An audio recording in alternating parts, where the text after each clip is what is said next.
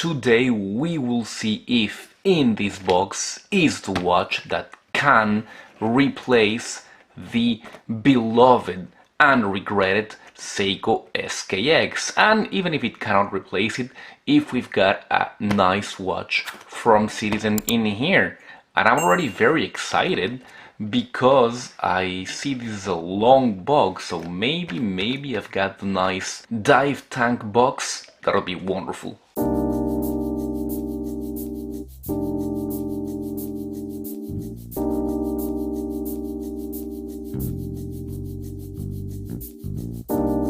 Yes, it is. I got the beautiful dive tank. I've got a lot of Citizen divers, and I had never gotten this tank. I was always disappointed, but finally here it is.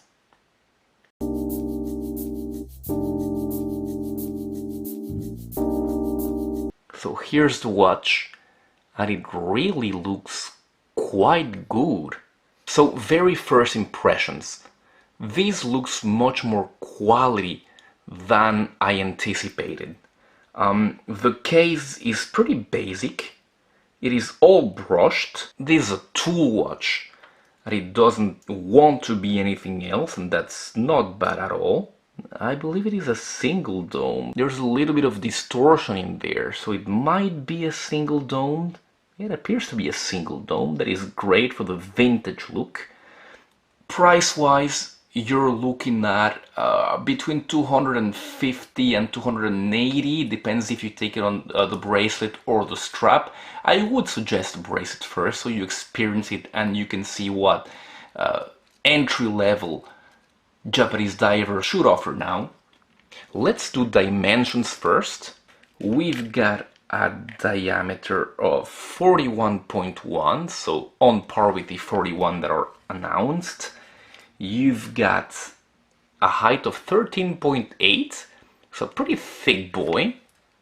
You've got a log-to-log of almost 51. That is a big dimension there. That is something that I was not expecting. And that goes even further with the male end links. So let's see what we've got there. Knowing that they curve very much downward, you've got 55. But we'll see later how it wears on wrist, because it goes very much downwards, and so do the lugs. So yeah, keep in mind that that dimension might vary a lot when you put it on wrist. You've got a lug width of 20.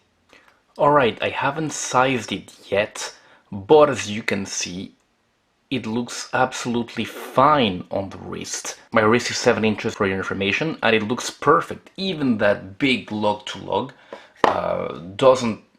isn't apparent in here. As you can see, as those lugs hug the wrist very well, and even those really protruding end links fits the wrist beautifully. It might be a bit tall, yeah, but that is the tool watch aesthetic. A very quick look at that dial. The printing seems very good. Remember that this is just an unboxing, so we're going to be seeing macros and everything on a later video. So the printing seems very good. You've got the Prospex logo on top of the automatic Divers 200. Yes, this is a diver's watch, an ISO 6425 certified diver. You can go ahead and dive to 200 meters in this thing. You've got that big inverted triangle at 12, the same markers on most hours, but for the cardinal points but the 12, which are quite thicker than the other ones, almost twice as thick, just to be on par, to give symmetry to the day-date opening, to the day-date window. They could have gotten away with making it a little bit thinner. It is not as visible as I thought it would be, but yeah, it's visible nonetheless. So you can see it here, and you can make your own mind. I like the pattern on the dial. You can see that it is pebbled, pretty much. It is not as visible as you see in those pictures.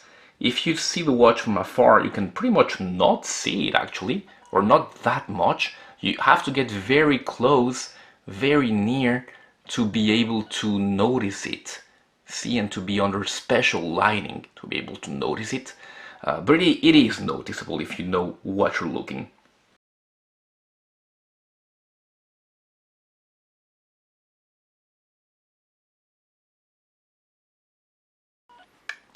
And let's see about that mineral crystal. I have brought the SARB here that we all know is sapphire. Yeah, so you can see it lights up quickly and well. The SKX, we all know it is not sapphire, it is hardness. And now this one, it is supposed to be mineral crystal as well. I have seen it on one side as sapphire, but let's see. No, mineral. So yeah, that is the main pity with this watch. Why make such a nice watch with attention to detail, finally a nice bracelet, everything pretty good, but for these mineral crystal, it wouldn't have cost much more to put sapphire in here. That is a wasted opportunity, really. Something to notice, there's something, I wouldn't say odd, but something atypical with this crystal. As I was telling you before, it seems to be a domed crystal, and it is actually, when you look at it from the side, you can see that it is pretty flat, but when you look it right at the edges, you can see that it curves a lot. So as it curves, it gives that distortion of the dial. Let's go to the case. You've got brushing all over. Besides from the bezel, there's no polished surfaces in here. You've got a vertical brushing on the top of the lugs, which is followed through the bracelet very nicely. It is better on the case than on the bracelet though, where it is a bit rougher, but not by much. It is very fine and well done on the case, however. And if you go to the sides, you'll see that you've got a horizontal brushing on the sides, which is very well done, very fine as well. The bezel, when you look at it, when you look at it from the side, you can see that the bezel sits proud. It is not like a Swiss diver where they try to make them pretty thin. Japanese divers will seldom do that. They will make them proud and big and tall for a functionality matter, so you can grab them and make them and twist them, which is good. This watch without such a bezel would be even harder to turn. Next step on the unboxing, let's see how that bezel rotates. That is pretty tight.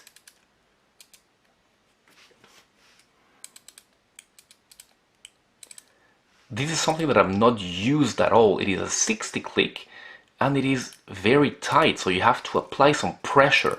It's not that it's like a Seiko that you just go brr, brr, brr. It is, you really have to apply pressure and want to make it turn.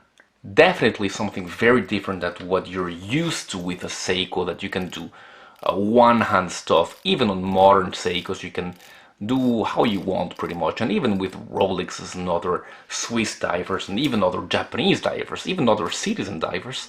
But this is quite different, let me tell you. Do I notice any alignment problems? No, everything seems to align just fine. Citizen are usually much better at QC than Seiko and others, but especially Seiko. As for the bracelet, we have seen the protruding end link. They could have made a female one, but it would not hug the wrist as well, I think. For the other ones, we have your typical 3-link oyster bracelet. It appears to be just one link. You've got pins to size the bracelet. You do not have screws. As for the clasp, it is a good clasp, much better than what most big Japanese companies put on their entry-level divers. First of all, it is milled, so that is perfect. And then you've got, of course, this ratcheting clasp. The quality is not great, let's be honest. Do not expect something like an Omega or Rolex kind of quality. Even what Zelos put on their stuff, don't expect that. Okay, this is not it. Yeah, it is even a bit flimsy if you put it on the last level, but it is there. It is perfectly usable, and it works. So, to conclude this unboxing, can we say at least that this new Citizen Promaster can expect to one day take the spot left vacant by the beloved SKX? Well, at least on paper, it does have the qualities. It has right dimensions, even though that big lug-to-lug may make you think otherwise, but it is not the case, as we have seen. It has great lume, it has a good movement, and it has a good bracelet and clasp, something that most Japanese makers completely ignore on their entry-level divers. And it is good to see that Citizen are finally paying attention. What it lacks, and it is a true pity, it lacks sapphire crystal. Why, Citizen? Why? Couldn't you see how the Kamasu is so popular? The Kamasu is popular because it is a great design and because it is sapphire, because it has sapphire. So the time of sapphire had come. I will be wearing it for a while, and I will be telling you what I think, if it can, at least in my heart, replace the beloved SKX. Alright, thank you very much for having watched the video. As usual, you're gonna find links down below to get this watch. If you have not subscribed to the channel, please do so. It does help the channel a lot. Thank you very much. I'm gonna be leaving you here with other entry-level divers that are absolutely great, namely, of course, the SKX, the beloved SKX, and the Orient Kamasu. I'll be seeing you very soon on those videos or on the next one. Goodbye!